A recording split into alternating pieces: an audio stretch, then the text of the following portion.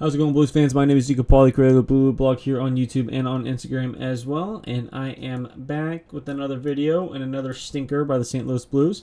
They lose this one 6-3 to the Las Vegas Golden Knights. And before I get into the negatives, let's talk about a positive really quick. Look at this. I don't know whoever watches continuously. Nice new entertainment center I just built last night. It looks nice. So, you know what? I'm happy. I can't be too upset, but it is what it is. Anyways, let's get into this game. So, first period, Vegas starts off really strong. They're up the shot 6-1 right now. And they end up scoring first. It is Whitecloud on the right side. Roofs this puppy over Bennington. Bennington was expecting a pass, pushed over, cheated, got caught. Vegas is up 1-0. You know how our record is. And we get scored on first. But here's the deal. The St. Louis Blues don't give up, and they answer. Robert Thomas did the great poke check in the neutral zone. Jake Neighbors picks up this puck, skates along the right side, does a little diddle-daddly, goes forehand, roofs this puppy over the shoulder of Logan Thomas. It is a tie game. Beautiful goal by Jake Neighbors, and his 8th goal in 10 games. The St. Louis Blues were not done because they generate momentum. I feel like Kyrou, the second line, gets out there, and they have a great shift. Kyrou looked like he was buzzing in this first period. And eventually, Torrey Krug gets skated across the neutral zone into the offensive zone, attacked the Vegas defenseman.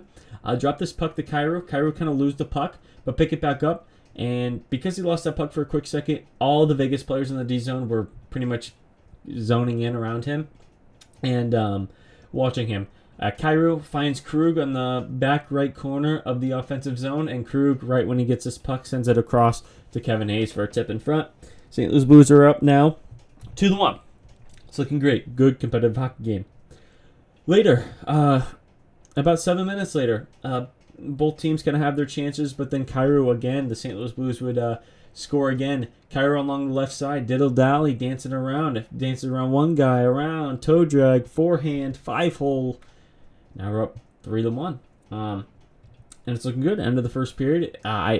I think all of us could agree that Vegas was not going to take this one sitting down. It was still going to be close, but having a 3-1 lead after the first period and getting scored on first gave me hope that our record was probably going to change after we getting scored on first. But fortunately, the second period comes around, and the start of it I felt like was okay, whatever. But then Vegas slowly and surely started.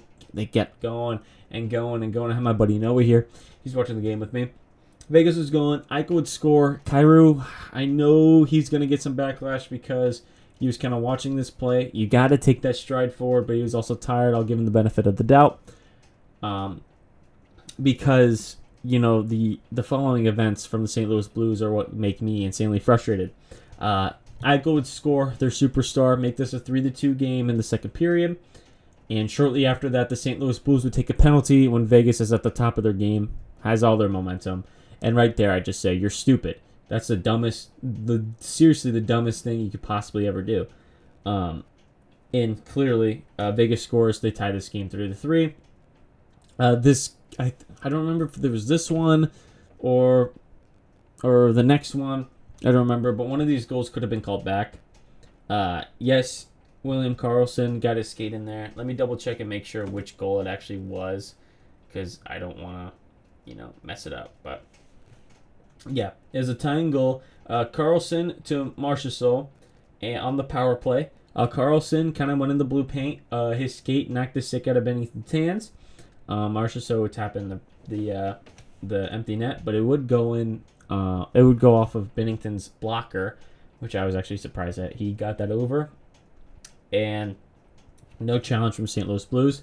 I did see a comment on Puck Empire saying that Chief Berube is a R word for not challenging it, but I guess you got to know what the refs are thinking about your team, and clearly they did not like us tonight at all. They did not like us at all tonight. So it could have been the better option to, play safe, keep it a tie game, work, don't let up any goals, just get to work, keep it going. But 20 seconds later, Amadio, or Colasar, in front of the net, a tip from McNabb's clap bomb from the point, and the Vegas Golden Knights are up before the 3. So now you dug yourself a hole. You got to get out of it. In St. Louis, they were attempting, but Vegas was still on it. And then late in the period, Amadio would score from Stevenson and Barbashev. St. Louis Blues are now down 5-3 after being up 3-1 after 2 periods. Absolutely hate to see it. And it's just stupid that you're taking penalties right after you notice that Vegas is getting momentum. It's just stupid. You gotta be better than that. I don't remember who took the penalty because there was 8 tonight. There's 8 penalties against us tonight. And the third period. Let's talk about the third period.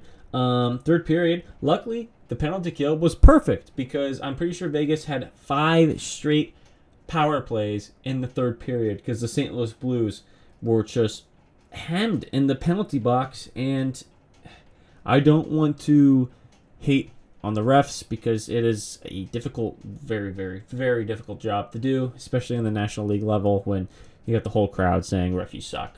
But refs, you do suck. I hate you. St. Louis Blues penalty kill did a great job. Vegas ended up with 20 shots on the power play in total tonight. They went 2 for 8, and I'm a big let them play kind of guy. Just especially this late. Vegas already scored twice on the power play in the previous period. Let them play. I mean, Vegas is up. Give us a chance of getting this game. But the ref said, no, we're not going to give you a chance. We want this over with. We want to go to bed. And that's what they did. So the St. Louis Blues, eventually I feel like on the 7th or 8th power play for Vegas, and then penalty kill for St. Louis, they finally started playing aggressive because it was already so late. There's already 8 minutes left in the period. You're on the penalty kill again for the 5th time this period, and now they're playing aggressive. Leddy has a good chance. Tries going. I feel like he was going high glove, but from going back in the forehand, it was kind of tough for him to get the puck up. With I'm pretty sure it was Pietrangelo on his face as well.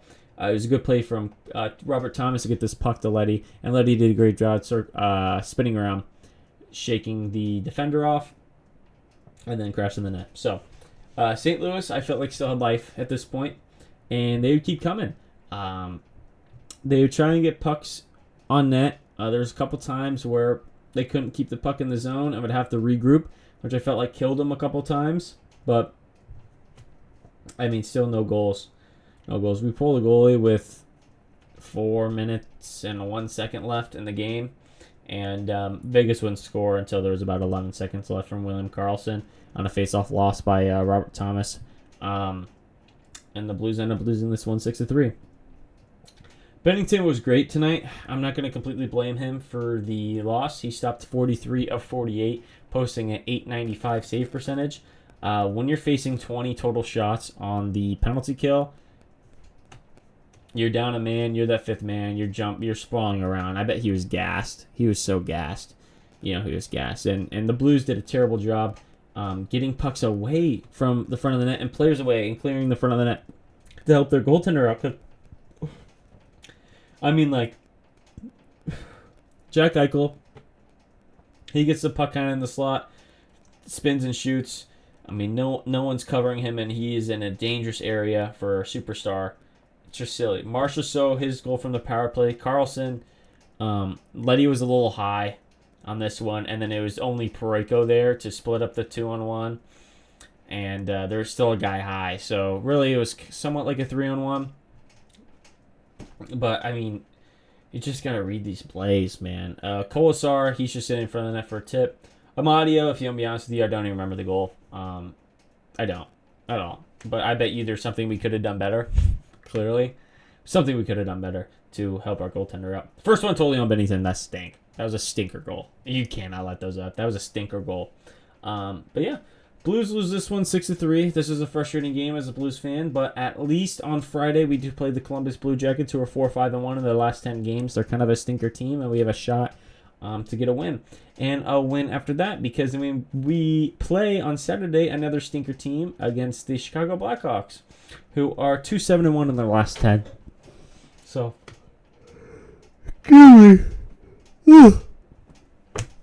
yeah, you know what? That's all for me for tonight. It is currently 10:20, probably 11:20 for my fellow St. Louisans. and I am ready for bed. I hope everybody has a great night, and hopefully the St. Louis Blues can bounce back next game. We will just have to see until Friday night. Thank you, everybody, for watching. I appreciate every single one of you for tuning in. Please like, subscribe, comment.